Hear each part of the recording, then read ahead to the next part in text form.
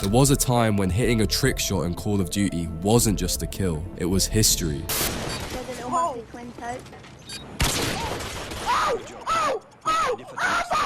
A moment frozen in time. A perfect blend of luck, timing, and style, all captured in one final kill cam.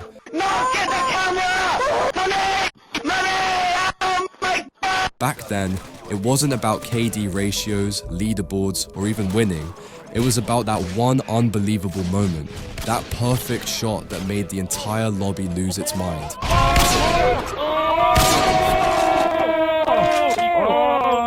This was more than gameplay. It was a movement, a digital stage where teenagers became legends and clans became empires. But just like every golden era, it didn't last forever. Today we're diving deep into the rise and fall of Call of Duty Trickshotting, how it changed gaming forever and why it disappeared.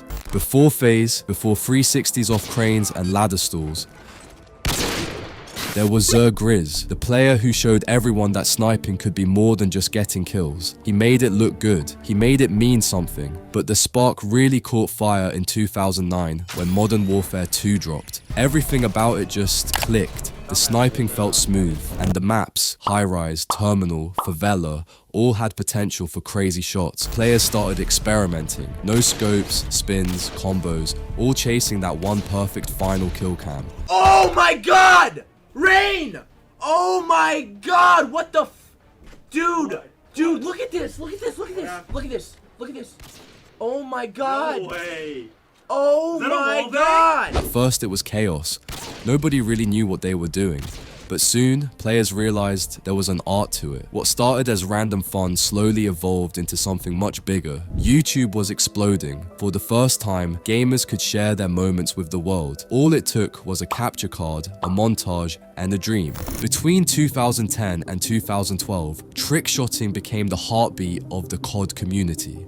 When Black Ops 2 released in November 2012, everything reached a new level. Clans like FaZe, Soar, and Obey weren't just names, they were legends in the making. People were grinding every single day after school, staying up until 3 AM, editing montages in Sony Vegas, hoping to get noticed. Joining one of those teams wasn't just a flex, it was a dream. It meant you made it. Oh my god!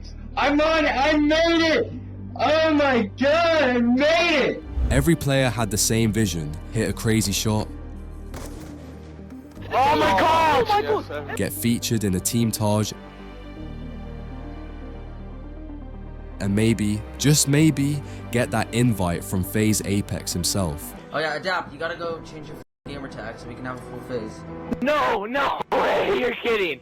Oh my god, you're no! And the montages that were coming out were cinematic masterpieces. People weren't just watching gameplay, they were watching a culture being born. They were watching art. Players weren't trying to go pro, they were trying to hit clips. That was the mission, that was the grind. It didn't matter if you played on Xbox or PlayStation, the lobbies were filled with people trying to hit a trick shot, all chasing that same rush. 2011 through 2013. This was the golden age. This was when trickshotting was pure. FaZe Clan became a household name. Every upload hit hundreds of thousands of views, sometimes millions. The players had personalities, they had stories. They were like rock stars in the gaming world. People would wake up and grind all day just to hit a shot worth showing their friends. Every clan had their own editors, designers, and roster like esports organizations do now. But this wasn't esports. This was creativity taken to another level. Every montage was handcrafted, music syncing perfectly with each shot. Every kill cam felt like a reward for hours of failed attempts. The community was electric. Every upload felt like an event. Every shot felt like something bigger than the game itself. And for kids growing up in that time, it wasn't just about gaming, it was about belonging. You weren't just another player. If you were in a trickshot lobby, you were part of a culture, a community that understood the grind, the rage, the screams, and the hype. Nobody cared about your KD ratio or win-loss record. It was about style. It was about making your friends yell in disbelief. and watching that final killcam text fade in while your shot replayed in slow motion. That's what it meant to be a trick shotter.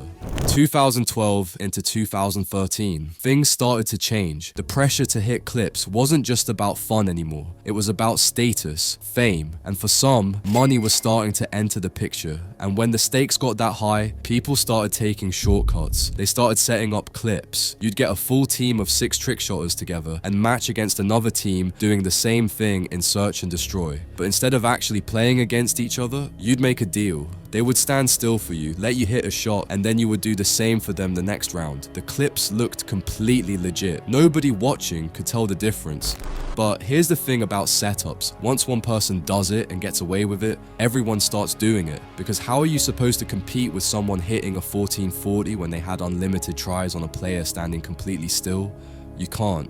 The grind that used to take weeks of failed attempts now took hours, and slowly, the trust in the community started to crack. Standards started getting out of control because you couldn't tell who was legit and who was cheating.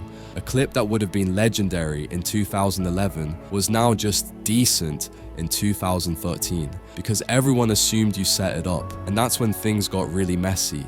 2013 and 2014, that's when faking clips got even more extreme. Not just setups anymore, full-blown fake clips, private match shots edited to look like real games. The game gave you bonus points called match bonus. You only got it in real online games. So fakers would hit their shot offline, then edit that match bonus text into the clip frame by frame in Sony Vegas. And it worked. People were joining major teams, building entire reputations, all off fake clips. Tensor almost made it into faze until someone noticed the match bonus appeared 1 frame too late. Faze Apex called him on Skype, pretended to recruit him, then exposed him live. Yo, I don't know what these guys are doing in this call, but you fake clips, you're kicked from the response, you're kicked from the challenge, and you're kicked from soar. You're a idiot, dude. We just wanted you to know.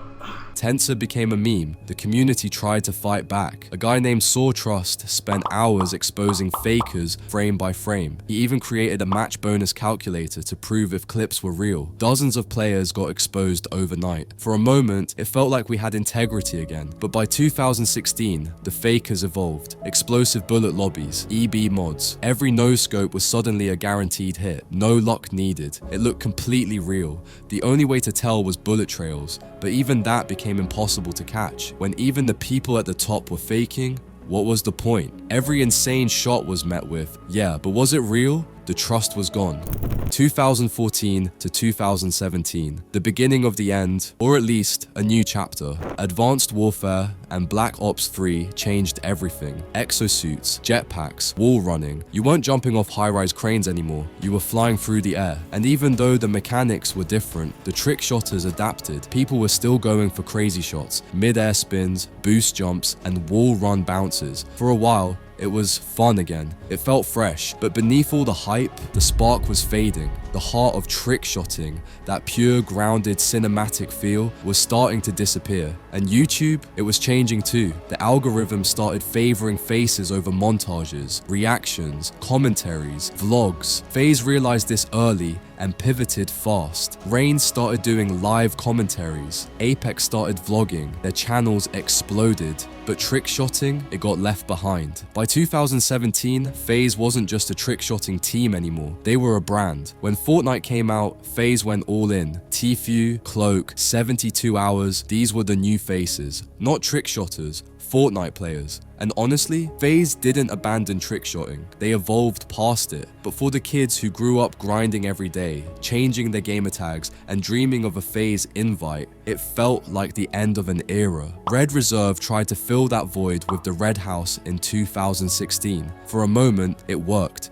It felt like trickshotting had a second life, but a few years later, financial issues and investor problems hit hard, and Red Reserve collapsed. And the lobbies, they fell apart too. Modders and hackers took over Modern Warfare 2 and Black Ops 2. You couldn't even find a real game anymore on console. The golden age was over.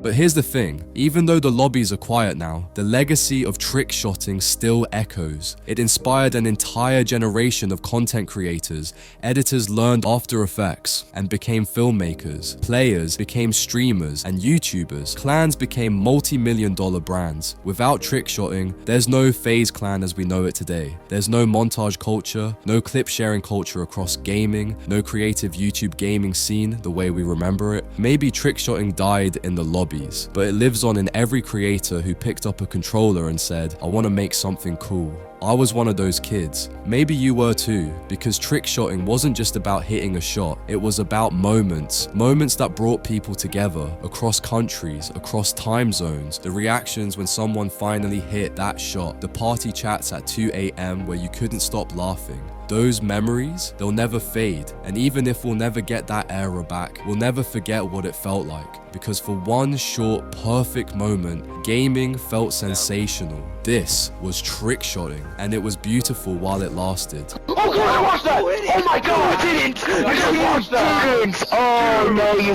did it! Red goal, red goal, red goal, red goal, red goal. Two stars is in the game, two stars, two stars, two stars is in the game, two stars, two stars, two stars.